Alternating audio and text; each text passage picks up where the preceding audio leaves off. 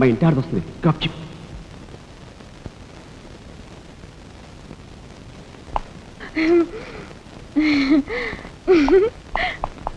ఇదెక్కడ సవితిపోర్రా దేవుడా.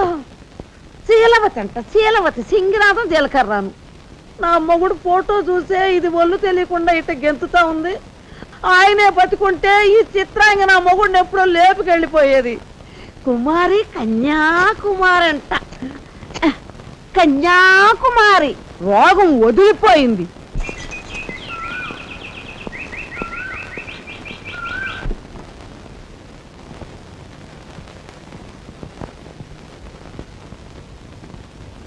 అన్నయ్య,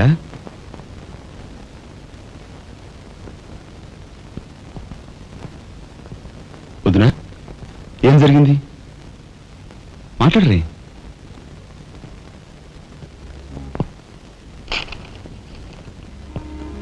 అన్నయ్య, ట్రైన్ ఛార్జీల వరకు డబ్బు నాకు అందింది కనుక ఢిల్లీ బయలుదేరి వెళ్తున్నాను.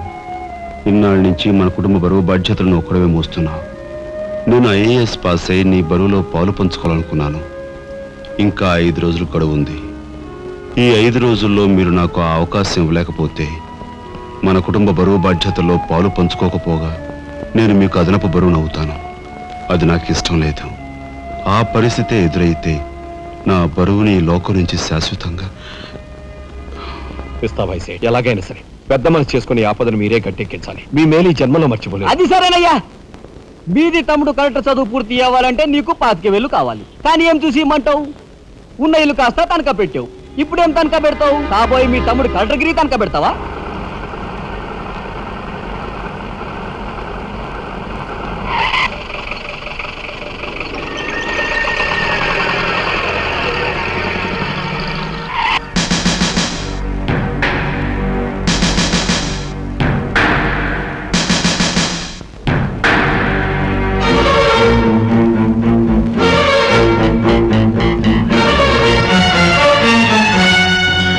జీపెక్కు.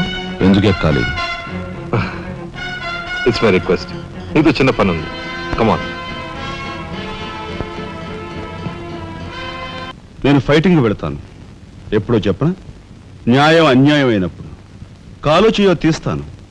అదెప్పుడో చెప్పనా? ధర్మం అధర్మం అయినప్పుడు. లైఫ్ తీవాల్సి వస్తే తీస్తాను. అదెప్పుడో మీలాంటి వాళ్ళు ఇలాంటి వాళ్ళు కలిసి బరి తెగించి కిరాతకులైనప్పుడు.